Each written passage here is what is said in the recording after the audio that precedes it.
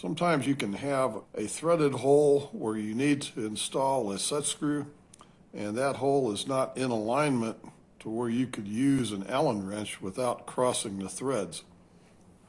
You can use a toothpick, cut the end off of the toothpick until it's a nice firm fit with the set screw.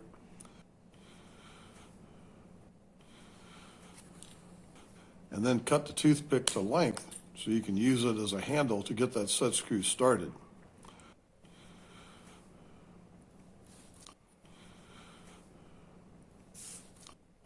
Once started and you have a couple of threads engagement, now you can use an Allen wrench and screw it in the rest of the way.